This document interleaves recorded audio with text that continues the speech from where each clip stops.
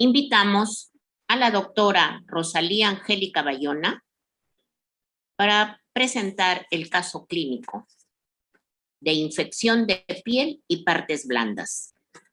La doctora Rosalía Bayona Chambergo es dermatóloga pediatra del Instituto Nacional de Salud del Niño, coordinadora de la Residencia de Dermatología Pediátrica de la Universidad Particular San Martín de Porres, tutora de residentes de pediatría y dermatología, miembro titular del Círculo Dermatológico del Perú y de la Sociedad Peruana de Pediatría. Doctora Rosalía Bayona, tiene usted 30 minutos para la presentación del caso clínico. Bien, buenas noches. Un minutito para hacerlo del compartir la pantalla. Bien. Sí, me permite.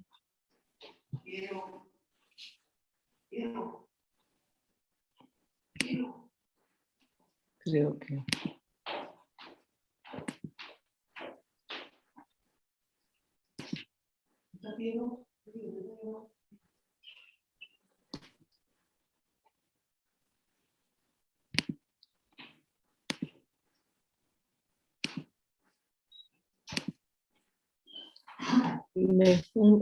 ¿Me ayudas, por favor, a compartir?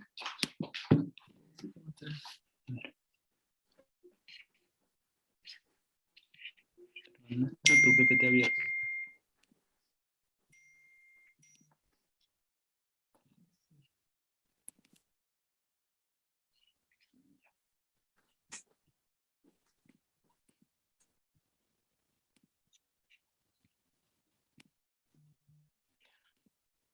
Bien, doctora, ¿ahora se puede ver? Sí, doctora. Bien, buenas noches, muchísimas gracias. Bien. Y sobre todo las felicitaciones. Presentación, doctora, por favor. Está bien, ya bien. ¿Ya está bien ahora? Sí, está bien. Sí. Bien, dado la hora también, la verdad, bueno, agradecemos a todo el comité organizador, a todas las sociedades por este evento que me parece tremendamente grande, pero sobre todo al público asistente, ¿no? Que es bastante numeroso y que lo que nos obliga realmente a dar lo mejor de nosotros. Felicitaciones también para ello. El caso clínico presentado ahora, si bien es cierto, ponemos allí casos clínicos, se refiere a una entidad que es el Mycoplasma pneumoniae. Y vamos con los casos clínicos, que son los que llegan a la consulta. En este caso fueron del año 2019, dado que el año 2020 prácticamente ya no lo trabajamos. Vemos este niño de 14 años, que es natural y procedente de Lima, exactamente de San Juan del Lurigancho. Tiene un cuadro, una historia de 6 días previos de llegar a la emergencia por un cuadro respiratorio, de rinorrea, de fiebre y de inyección conjuntival. Asociado a ello también va la tos irritativa persistente, lesiones puntiformes que empiezan a tenerlas en la cara y que en un primer momento lo consideran como una consecuencia de la tos persistente que tenía. Todas estas molestias se van acentuando conforme pasan los días, que es muy corto el tiempo, son 6 días, en la cual hay los síntomas respiratorios y los síntomas cutáneos en forma paralela. Pero luego, un día antes de llevarlo a la emergencia, la erupción cutánea es mucho más marcada. Y quizás acá, digamos, hay la duda de qué se trataba, dado que este niño también había empezado a recibir tratamiento con amoxicilina, más ácido clavulánico, el metamizol y el salbutamol, aunque eso era en forma inhalatoria.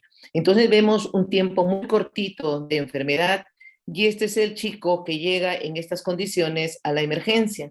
Con esta erupción ya se ha hecho un cuadro, una charla en el inicio de este evento de lo que respecta a exantemas. Y si vemos son lesiones maculopapulares, algunas que confluyen y otras que quedan en la parte de piel sana. Esto es el clásico, este niño también tenía la inyección conjuntival y había un componente respiratorio. Pero si vamos solo desde el punto de vista cutáneo, que era lo más llamativo, esto viene a corresponder al clásico exantema morbiliforme. máculas eritematosas múltiples, confluentes, que van dejando parte de piel sana. Es muy característico en quienes, por ejemplo, en sarampión, en rubiola, eritema infeccioso, mononucleosis infecciosa, infecciones por micoplasma, y en la actualidad, si esto hubiese ocurrido en esta época, tiene que estar COVID-19 también como un diagnóstico diferencial. Pero la otra cosa más importante es tratar de diferenciar si esto se trata de un problema por drogas, por fármacos. Y entre ellos, el DRES, que es más peligroso, tenemos que descartar. Entonces, creo que nos centramos frente a este proceso, aparte de tener el cuadro respiratorio, que se trata de algún proceso o infeccioso o reaccional a drogas. Esto realmente es el día a día y es muy difícil tener un examen, por ejemplo, un análisis que nos diga que esto es por drogas o que esto es por el cuadro infeccioso. Si hablamos de COVID-19, como ya ha sido mencionado, uno de los grandes exantemas que se presenta en niños precisamente es el exantema maculopapular, sí, este rash morbiliforme que puede presentarse desde el momento de la entidad aguda y que puede persistir muchos días. Y se ha visto realmente que es muy similar a lo que está presentando nuestro paciente. La diferencia muchas veces en la COVID-19 es que no da tanta molestia, no hay mucho compromiso del estado general a pesar de la severidad del cuadro y tiene todas las características del proceso infeccioso. El rash que empieza en cara, luego se va en forma cefalocaudal hasta comprometer toda la superficie corporal. Claro, no es dado el caso, sino que era solamente una mención. Si se trata de una reacción adversa a medicamentos, porque eso también había que descartar, realmente la reacción adversa a medicamentos no es rara, se da con muchísima frecuencia y nos crea un gran problema porque el paciente viene con múltiples drogas a la vez que ha tomado. Para tratar de descartar cuál es, no es muy fácil. Aunque los fármacos más implicados están los de tipo infeccioso, sobre todo los beta-lactámicos y los macrólidos, cosa que había tomado también el niño al lado de los antiinflamatorios y los anticonvulsivantes. Entonces, si pensamos en reacción adversa a drogas, que puede verse también una de tipo exantemático.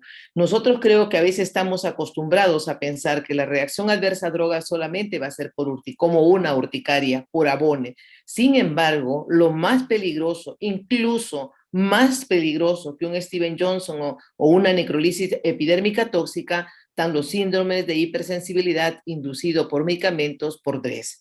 ¿Y esto por qué? Porque no se piensa o no se acepta que puede ser el diagnóstico por la expresión clínica que tienen estos niños. Esto es lo más frecuente, urticaria, abones, pápulas confluentes que pueden estar en toda la superficie corporal, que tienen una evolución en minutos u horas, aparecen y desaparecen y que de acuerdo al tiempo de duración vamos a clasificarlas como agudas o crónicas. Pero este es el más temido, el síndrome de hipersensibilidad inducido por drogas, que también bajo la denominación que tiene de inglés se llama el DRES, ¿no? Que es lo más conocido por DRES. Tiene como característica que el niño tiene que haber tenido la ingesta del fármaco días antes, semanas antes, por lo menos 3 semanas e incluso en algunos casos hasta 3 meses de estar, digamos, con la ingesta de los medicamentos, como lo que ocurre con los anticonvulsivantes.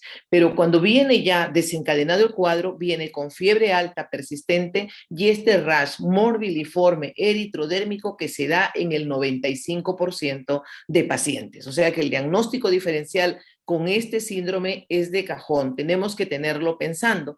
Además, claro, hay otras molestias generales como la visceromegalia, el edema facial, pero sobre todo dentro de las pruebas hepáticas, el aumento constante de las transaminasas o sobre todo de la alteración completa de las pruebas de función hepáticas. Entonces, ¿cómo hacer el diagnóstico diferencial en este paciente? Este paciente tenía fármacos, claro, tenía una historia de un proceso infeccioso, pero dentro de sus exámenes tenía también esto que llamaba la atención, una plaquetopenia, un PCR algo elevado en lo que nos mencionaba pues lo que estaba pasando, pero también tenía transaminasas altas. Y ahí es donde viene el problema. ¿Cómo diferenciamos? ¿Cuál es el examen que nos ayudaría mejor? Bueno, lamentablemente tenemos que decir que a veces en provincias quizás no se podría hacer, pero la biopsia es de la ayuda tremenda. Si nosotros vemos el estudio de la piel y en la cual encontramos toda esta parte que está acá ondeada, que es la epidermis, la parte inferior viene a ser la dermis. Creo que hasta ahí estamos todos de acuerdo.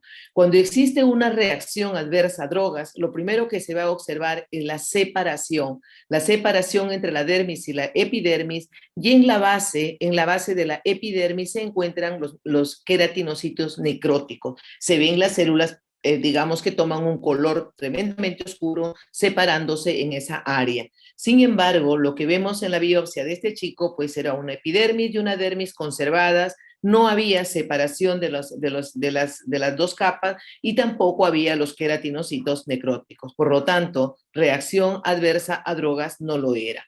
Y cuando se estudia al detalle ya la lesión, ya con eso teníamos bastante, pero sí se puede inducir o presumir que se trate de algo infeccioso y vamos a ver que se encuentran algunos linfocitos, pero sobre todo los linfocitos alrededor de los vasos sanguíneos y se llama la infiltración perivascular, que eso se encuentra generalmente asociado a algún tipo de exantema o de algún proceso de tipo viral. Es que asociándolo con las manifestaciones clínicas podemos decir pues que se trata de algo infeccioso. En el caso del paciente, además se hizo, digamos, el dosaje o la búsqueda de otros virus en los cuales fueron negativos, encontrándose los valores para micoplasma bastante altos. La positividad es más de 1.1 y el paciente tenía 18.33. Recuerden que tenía también un problema respiratorio que fue catalogado como una neumonía atípica. Entonces, frente a este niño o este joven ya que tiene un periodo prodrómico catarral de 6 días, con esta erupción morbilliforme, con los hallazgos de biopsia que inducen a pensar que se trata de un proceso de tipo viral, con esta neumonía y con el resultado del micoplasma, obviamente que es una infección por micoplasma con compromiso cutáneo predominantemente y también compromiso pulmonar. Pero a la par que iban corriendo los días, tuvimos un caso siguiente. El caso número 2 es un adolescente masculino de 13 años, que también es procedente del mismo hogar que el niño anterior. Es sobrino del paciente número 1 y comparten el mismo domicilio y el mismo dormitorio. Este chico de 13 años también tenía un tiempo de enfermedad muy corto, de 5 días, en la cual hay un malestar general, fiebre, tos irritativa, enrojecimiento ocular y la erupción cutánea. Con el antecedente del primo, empiezan a darle desde el primer momento acitromicina a 500 miligramos por 3 días. Sin embargo, no se ve respuesta y el chico sigue febril, con la erupción cutánea, con dolor de garganta y malestar general, motivo por el cual es llevado también a la emergencia y posteriormente hospitalizado. Este es el primo, tenían en el mismo dormitorio, compartían la misma habitación. Entonces vemos que sí, que hay la inyección conjuntival marcada, que además, digamos, al hacer otra toma fotográfica, vemos el gran edema que tiene a nivel de mucosas, vemos a nivel del paladar también bastante enrojecido, y el rash morbilliforme, quizás un poquito más tenue, no tanto como el anterior, pero ahí se notaba. Este rash también había sido cefalocaudal, había empezado en cara, cuello, y hasta llegar a las extremidades, comprometiendo también las manos, o sea, había sido parejo. El diagnóstico diferencial, lo que acaba de decir el doctor Candela, el diagnóstico diferencial tendría que ser con un síndrome inflamatorio multisistémico por la edad del niño, por la historia que tiene, por las diferencias que se ven con Kawasaki.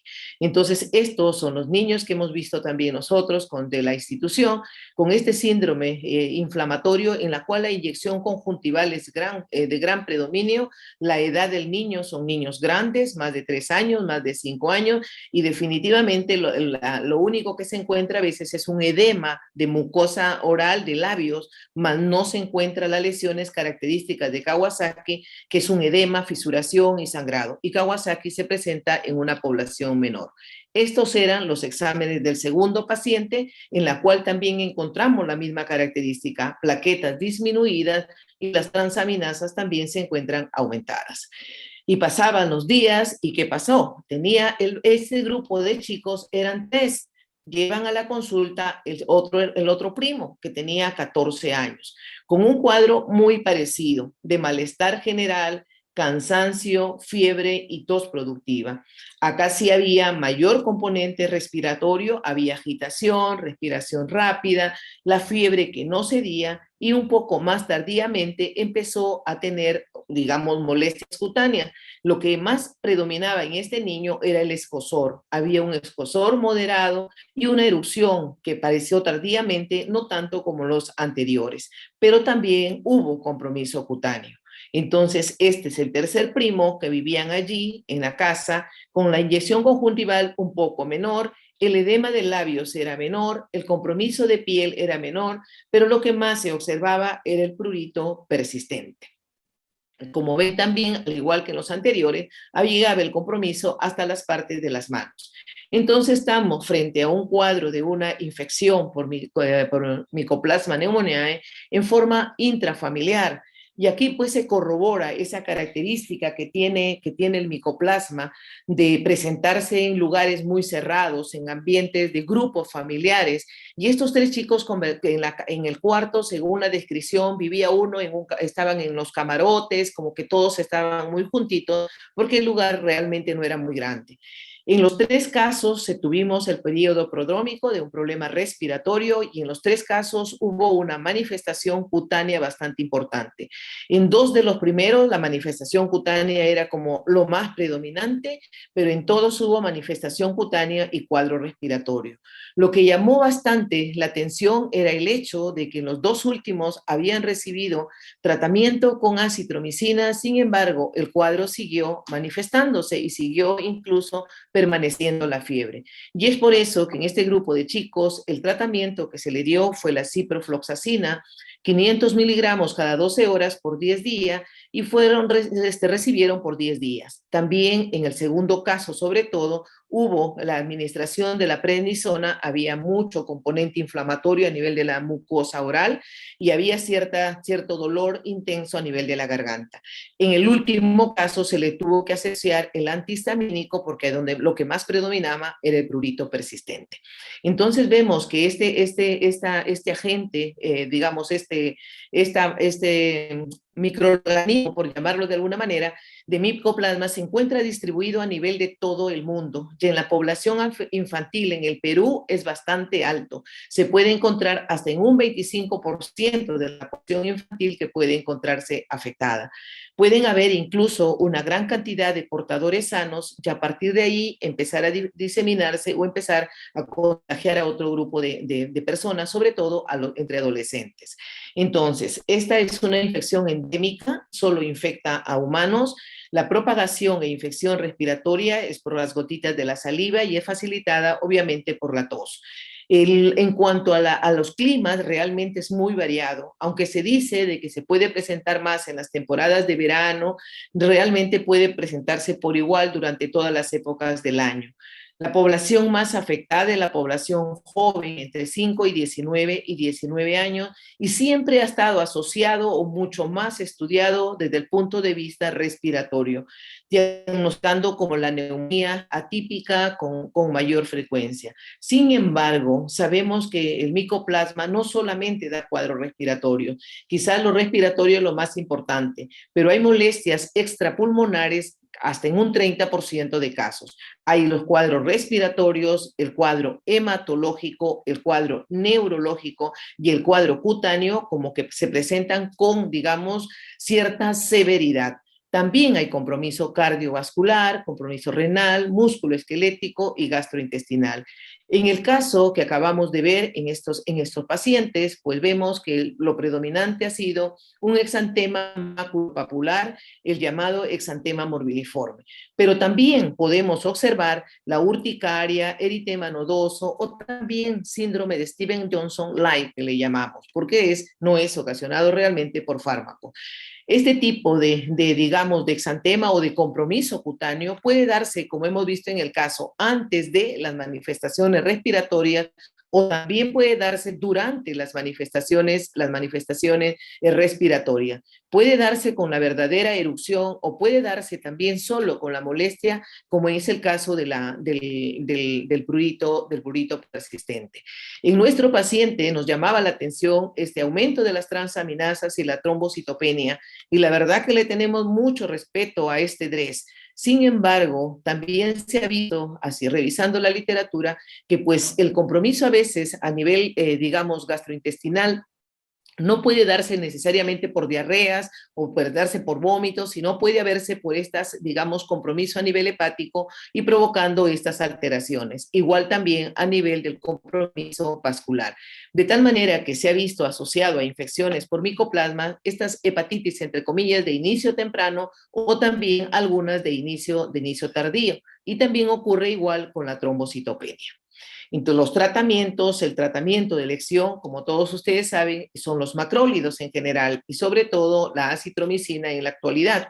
Sin embargo, llamaba la atención los pacientes que no hayan respondido y por eso se hizo el uso de las quinolonas, que son generalmente de segunda línea, pero que están contraindicadas en niños pequeños. Generalmente esto se le pudo dar, porque en este caso los pacientes son realmente ya adolescentes.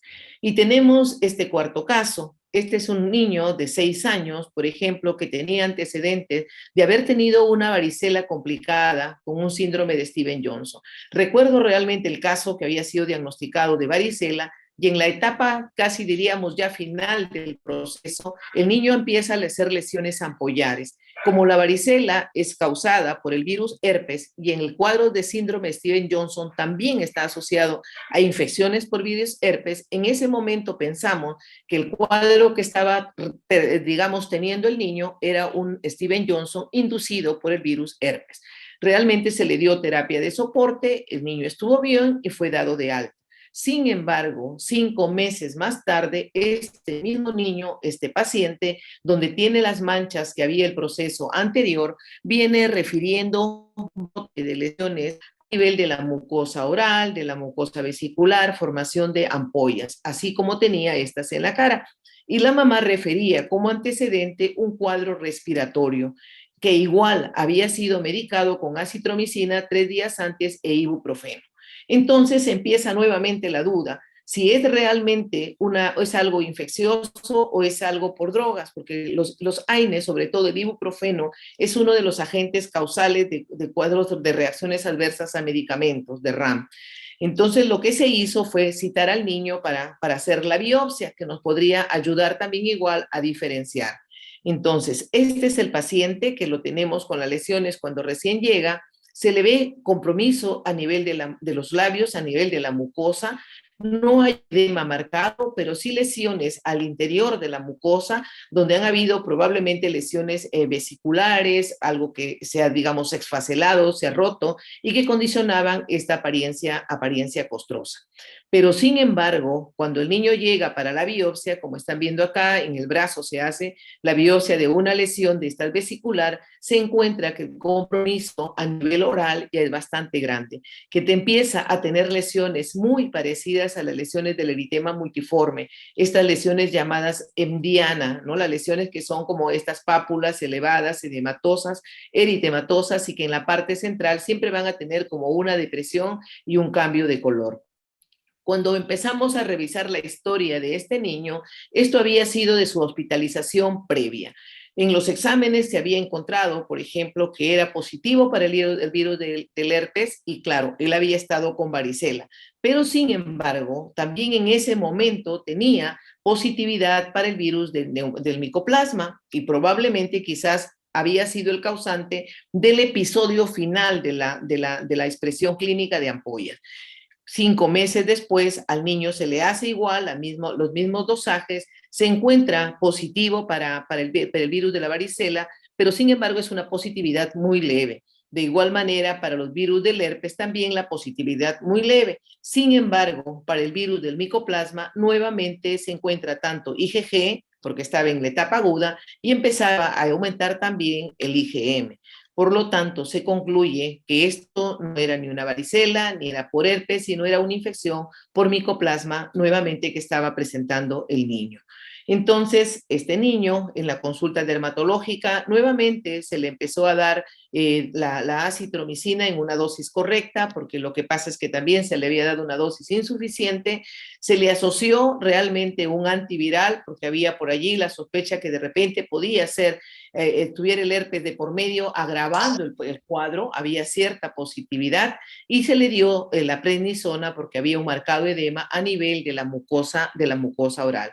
Todo lo demás que se le da, pues es sintomático, si hay fiebre, Panadol o alguna otra molestia que tuviera.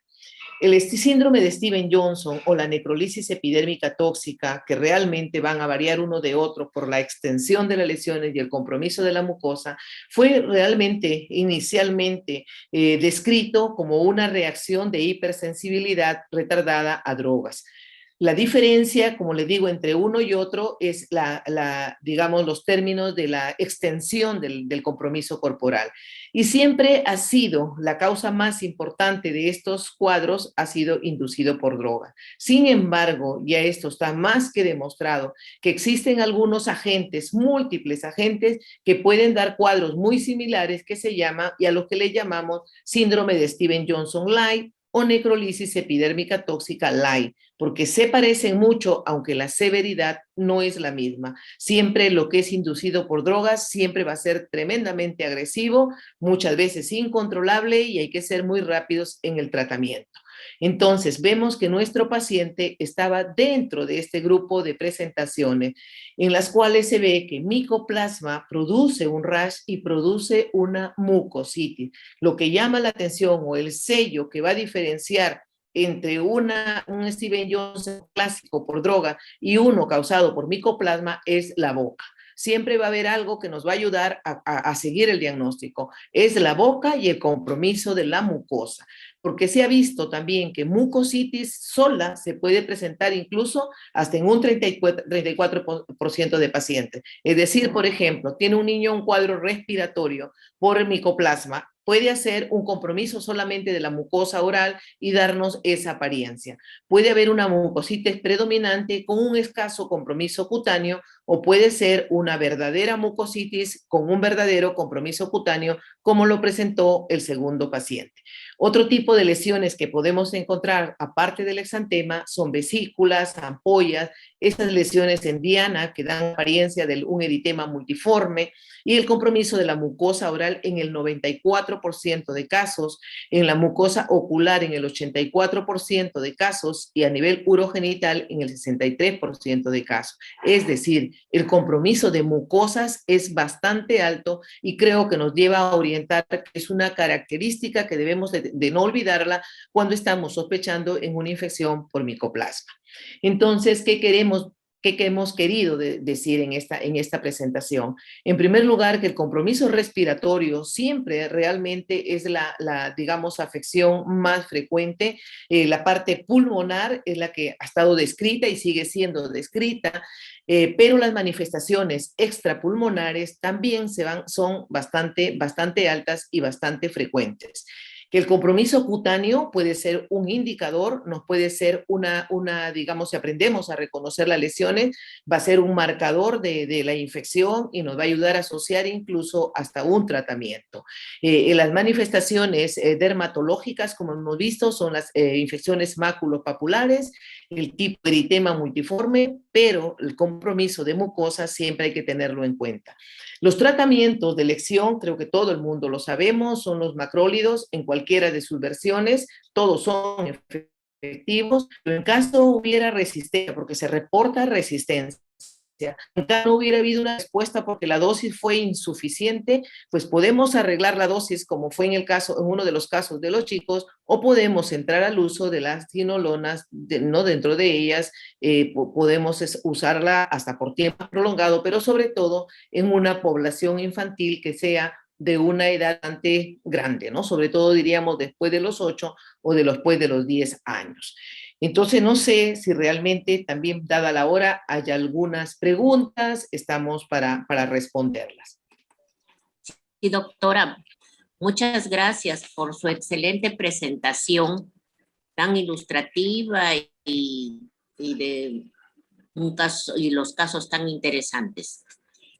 Tenemos algunas preguntas y se las voy a leer, algunas de ellas. Ujú. Dice una de ellas, doctora, ¿qué tan frecuente es la presentación clínica de micoplasma pneumoniae que sean extrapulmonares en los niños? Ya. Generalmente todo, la verdad, estadísticas de la institución lamentablemente no la tenemos, pero sí, en absolutamente todas las publicaciones coinciden con un porcentaje entre un 25 a un 30% de los que hacen, digamos, infección por micoplasma que puedan tener el compromiso cutáneo. Pero también hay que ver de que el compromiso cutáneo también es de diferentes grados de severidad, ¿no? El máculo papular, que es orientador, pero el que se parece al Steven Johnson por el compromiso de las mucosas puede ser a veces, muchas veces muy severo por la formación de ampollas o porque puede inducir a otro tipo de diagnóstico y por lo tanto cambiar un tratamiento, ¿no? No hacer el tratamiento correcto. Otra pregunta. Buenas noches, doctora, dice. Para el último caso clínico, ¿no se maneja con tratamiento endovenoso? ¿Qué criterios hay que tener? Sí, va a depender mucho, realmente va a depender mucho del estado general del niño, de las condiciones también donde realmente a veces viva, para uno tomar una decisión, pero sobre todo de la clínica, obviamente. Si estamos viendo que lo que el niño iba a recibir era medicación, el niño había estado estable, como ustedes lo vieron que vino todavía sin compromiso de la boca y prácticamente 72 horas hubo el compromiso de la mucosa oral. No había mayor compromiso de su estado general, no había, digamos, síntomas, por ejemplo, de componente respiratorio, no había distrés, no había fiebre, solamente estaba presentando el compromiso cutáneo. Realmente creo que en esas condiciones no amerita, es un chico grande, no ameritaba digamos, la hospitalización por la edad, por las condiciones que era solamente compromiso cutáneo y no había nada, otra cosa asociada, ¿no? No había ningún otro signo de alarma que nos indujera que podía descompensarse. Gracias, doctora.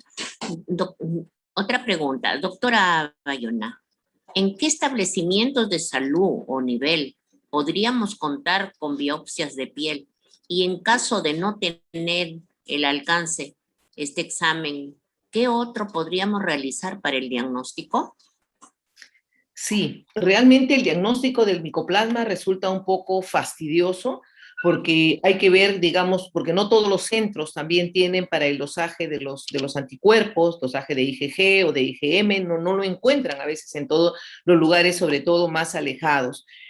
Hacer el estudio de la biopsia realmente también diríamos es de lugares prácticamente a veces de hospitales nada más, porque no solamente es hacer la biopsia, sino el estudiar la biopsia, el dar el informe de la biopsia, ¿no? Que encontremos patólogos que nos puedan hacer el diagnóstico. Yo creo que en estos casos definitivamente la clínica manda. Prácticamente va a ser por descarte si es que están en un lugar más alejado. Y en la actualidad yo le diría no perder de vista de ahora en adelante de la infección de la COVID, porque nos da cuadros muy similares, sobre todo el exantema morbiliforme. No nos da compromiso como Steven Johnson como cuadros más severos, pero tampoco eso lo podemos decir que no va a ser así, porque es un virus tan agresivo y puede expresarse y puede la persona también responder de diferentes maneras. Yo creo que se complica mucho el diagnóstico, aunque yo creo que también podría sospecharse por la clínica. Y creo que lo que podría hacerse es lo que en algún momento nos dicen por las pruebas terapéuticas, ¿no?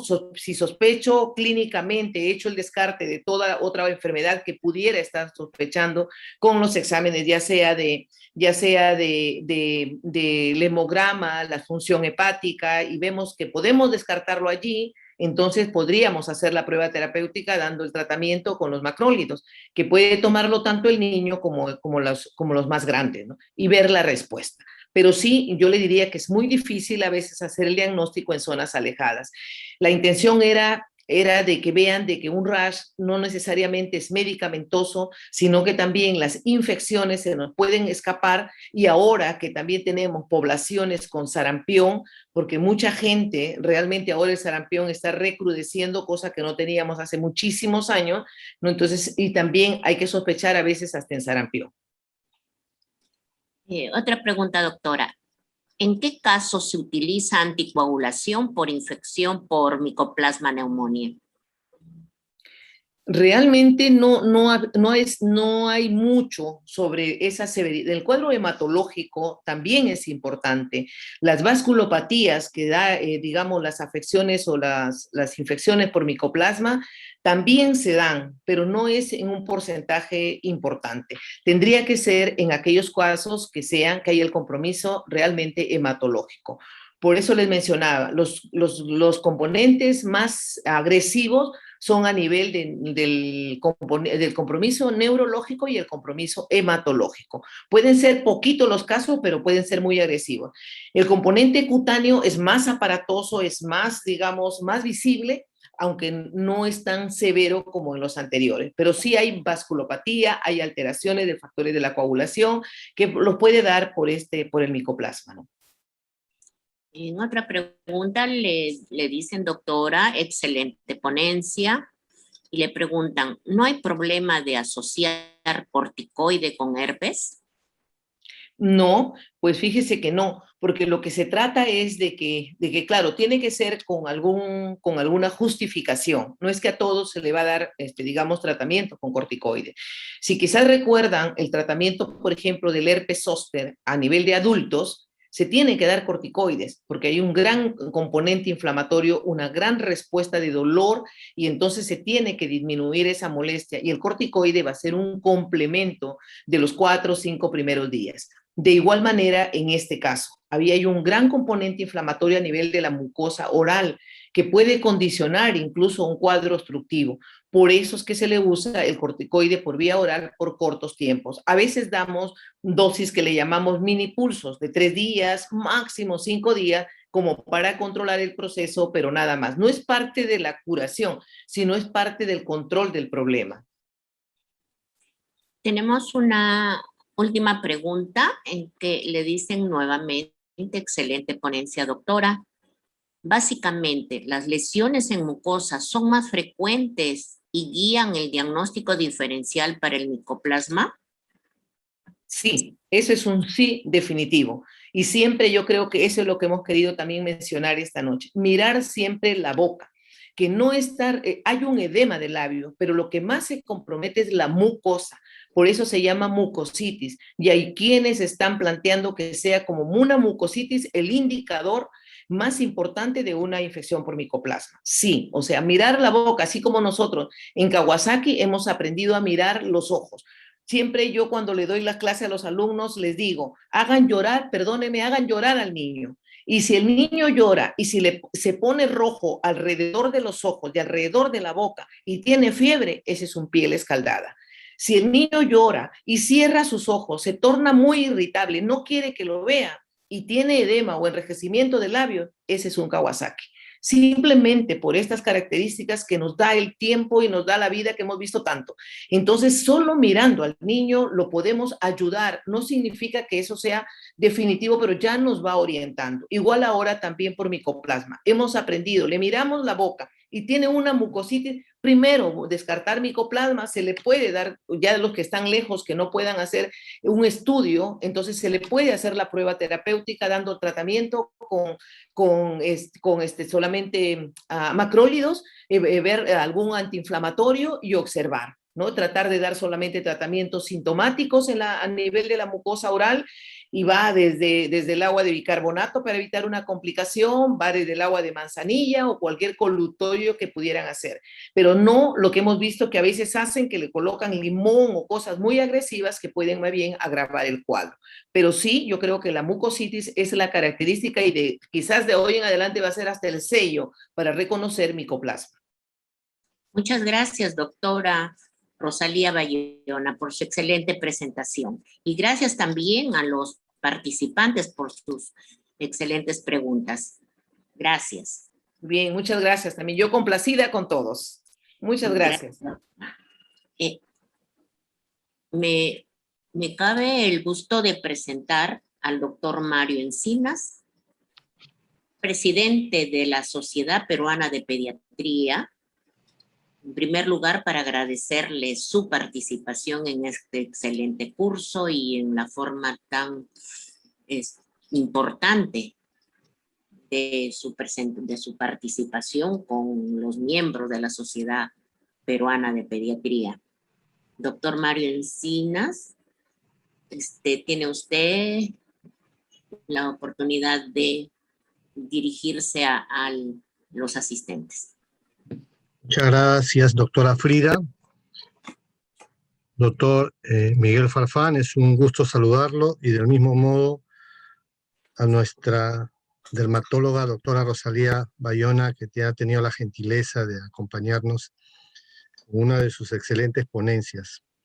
Realmente este esfuerzo de unión que hemos hecho ASPEFAN con las sociedades científicas de medicina interna, medicina intensiva, medicina interna, ginecología, cirugía y también pediatría, que se ha hecho presente gracias a la colaboración y participación desinteresada de todos nuestros excelentes conferencistas, en una suerte de 3 días de desarrollo de temas importantísimos para la formación de nuestros médicos generales, y también en el desarrollo de casos clínicos, como acabamos de ver el último, que va a permitir fortalecer la captación de conocimientos en nuestro afán de capacitar constantemente a nuestros médicos en el área pediátrica. Realmente quiero hacer llegar mi reconocimiento a ASPEFAM por haber tenido la iniciativa de poder fomentar este tipo de actividades científicas, que es la razón de ser de las sociedades científicas.